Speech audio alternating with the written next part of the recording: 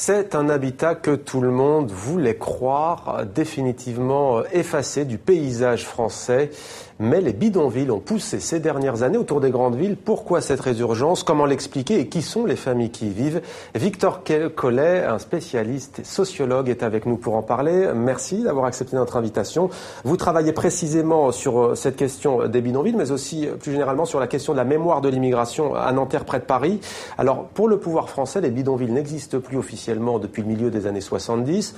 Il semblerait que ce type d'habitat précaire soit en développement, en région parisienne notamment, mais aussi dans d'autres grandes régions de France. Est-ce une réalité ? Ah oui, une réalité très très brutale d'ailleurs, puisque il y a encore quelques années, il y a 4 ou 5 ans, les derniers chiffres estimés montraient qu'on en était déjà à plus d'un tiers d'habitants en bidonville, si on les comparait aux 100 000 habitants qui pouvaient vivre dans ce type d'habitat exceptionnel dans les années 60 en France. Donc une réalité qui est revenue très rapidement et très fort. Et d'ailleurs, je vous remercie de parler de bidonville, parce que je pense que la qualification de l'habitat emporte avec elle, toute une résolution du problème et toute une qualification d'un problème public. Et effectivement, on a trop tendance à parler de camps ou de campements, c'est-à-dire aussi de population provisoire. Comme ça, on va peut-être y revenir ensuite. Mais justement, comment est-ce que vous définiriez, Victor Collet, un bidonville ? Alors les bidonvilles, en fait, l'appellation est apparue au moment de la colonisation, et c'est justement pour qualifier en fait les habitats exceptionnels qui avaient lieu donc dans les colonies.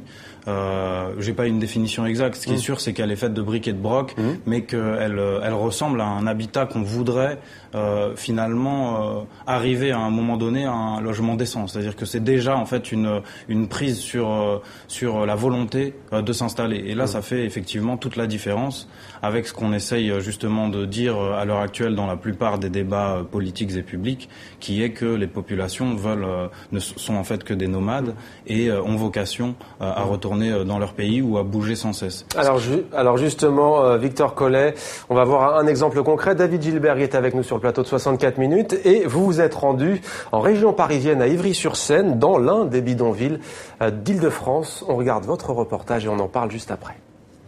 La pluie est tombée toute la nuit sur Ivry-sur-Seine. La boue vient s'ajouter aux conditions extrêmement difficiles dans ce bidonville de la banlieue parisienne. Ni eau courante, ni électricité, manque flagrant d'hygiène. La plupart des 130 familles d'origine roumaine vivent dans ces baraques de fortune depuis environ 3 ans. La preuve d'une volonté de s'insérer localement, même si la vie quotidienne reste une épreuve. Ici, il n'y a pas d'électricité. J'ai besoin d'électricité parce qu'enfin, ils partent à l'école tout le matin, ils réveillent pour habiller, pour laver. Ici, il n'y a pas de douche. C'est trop difficile.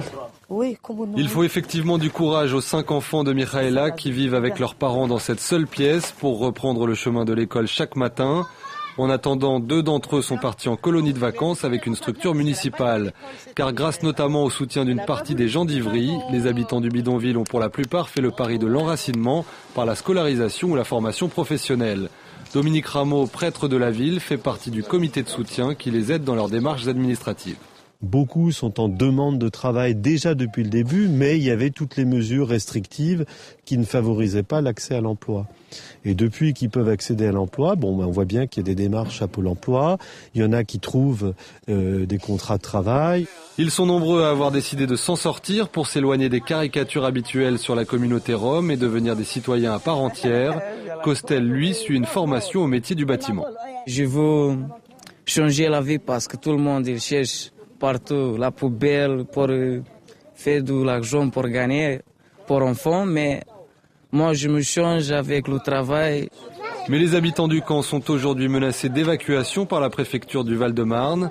Or, s'ils espèrent évidemment sortir de l'insalubrité et trouver un logement décent, la majorité ne veut pas quitter la ville. Ils y ont désormais leur repère. Tu es habitué avec les élèves, avec les professeurs, tu connais bien les écoles et tout ça. Mais quand tu pars, tu entres dans une école, ça se passe pas bien parce que il faut que tu fais des amis, tu connais rien.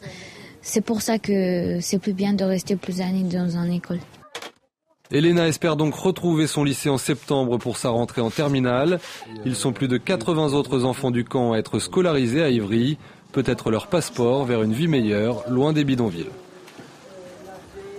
Reportage signé David Gilbert, Martin Van Den Bosch, Victor Collet, sociologue, spécialiste des bidonvilles. Une réaction? C'est très fort, c'est très en fait révélateur d'une chose essentielle en fait dans le débat, à mon sens, d'hier à aujourd'hui. C'est comment finalement c'est le traitement public, le traitement politique qui crée en fait un problème et qui le rejette sur une essence ou une culture des populations. Et donc en fait là où finalement c'est l'accès aux droits, c'est la difficulté d'accéder à des scolarisations normales, c'est la difficulté à accéder à notamment des obligations légales qui sont l'accès à l'eau, à l'électricité, comme hier justement dans les bidonvilles algériens et marocains. Finalement cette difficulté crée une spécificité, mais qui est finalement travaillée par les pouvoirs publics. C'est-à-dire, les pouvoirs publics disent qu'il y a un problème, on l'a entendu pendant le discours de Grenoble de Nicolas Sarkozy, il y a un problème rome, mais qu'en fait, les pouvoirs publics créent eux-mêmes en ne remplissant pas leurs obligations légales. Et ça, c'était déjà le cas, en fait, notamment dans l'accès à l'eau, dans tout un ensemble de discriminations dans le relogement des familles algériennes et marocaines dans les années 60. David, quel avenir pour ce bidonville? Il semblerait qu'il soit menacé, si l'on peut dire, de destruction. Où en est-on? Alors tout à fait. Le dernier événement en date, c'est que le comité de soutien a été reçu à Matignon par la conseillère à l'intégration de Manuel Valls, qui se serait engagée à pousser la préfecture à ne pas évacuer tant qu'il n'y a pas de solution de relogement. Le préfet aurait accepté. Ce qu'il faut savoir, c'est que depuis une circulaire de 2012, les autorités sont obligées de proposer des solutions d'hébergement avant d'expulser, ce qui est très rarement le cas. Là, en l'occurrence, le préfet avait dit qu'il y aurait évacuation pendant l'été. Donc les habitants sont vraiment dans l'expectative avec une épée de Damoclès au-dessus de la tête et n'ont aucune certitude sur leur avenir pour l'instant.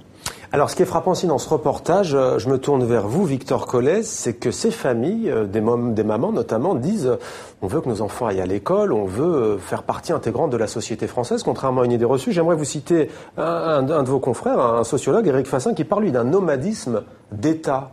Est-ce que vous êtes d'accord avec lui? Ah oui, tout à fait. D'ailleurs, on l'a invité à une réunion publique qui a réuni d'ailleurs 120 personnes à Nanterre, dans un des quartiers populaires de la ville, pour justement participer à un collectif de soutien sur un nouveau bidonville qui s'y est installé aussi là-bas. Donc c'est un illustre retour en fait de ces bidonvilles. C'est quoi un nomadisme d'État? Le nomadisme d'État, lui, il explique que justement c'est l'État qui, en dégageant de manière répétée et très fréquente ces personnes, conduit à faire advenir ce que l'État justement dénonce, c'est-à-dire leur volonté de bouger de manière perpétuelle. Et finalement, on comprend aussi derrière qu'on pourrait les dégager plus facilement, puisque de toute façon, ils en ont l'habitude.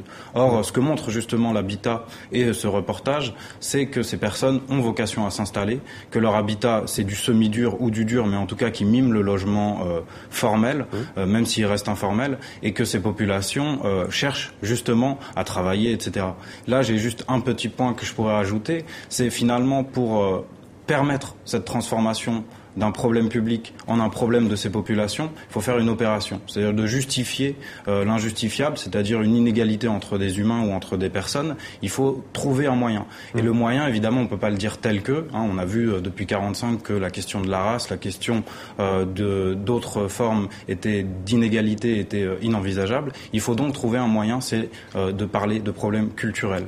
Et là, ça fait un lien très fort avec ce qui était déjà dit dans les cités de transit ou dans les bidonvilles de Nanterre dans les années 60, c'est ces familles sont inadaptées culturellement pour accéder au logement social. Ces familles veulent finalement bouger de façon permanente et on ne peut pas les intégrer dans la société française. David, sur cette question précise du nomadisme, cela renvoie bien entendu aux clichés qui circulent, en particulier sur la communauté rome. Ils ne voudraient pas s'intégrer. De toute façon, ce qui pose problème, c'est leur mode de vie, ce nomadisme. Vous, qu'est-ce qui vous a frappé en vous rendant dans ce bidonville? On se rend compte que c'est évidemment un cliché quand on parle avec ces gens, puisqu'ils vous racontent pourquoi est-ce qu'ils sont venus en France. À la base, ce sont des gens qui viennent de deux villes dans le nord de la Roumanie, qui ont été touchés par des inondations monstrueuses au début des années 2000 et qui sont donc partis. Ce sont des sinistrés économiques, des sinistrés climatiques qui viennent ici pour trouver une vie meilleure et qui n'ont aucune intention de bouger continuellement. Ce ne sont pas des nomades, ils le disent clairement. Ils ne veulent pas être assimilés par exemple aux Tziganes qui eux sont des nomades. Et vous avez vu que ça fait 3 ans qu'ils sont là et qu'ils veulent rester à Ivry en allant à l'école et en travaillant. Victor Collet, David Gilbert, merci pour votre reportage. Merci à vous. Victor Collet, je rappelle que vous êtes sociologue et que vous travaillez précisément sur cette question des bidonvilles.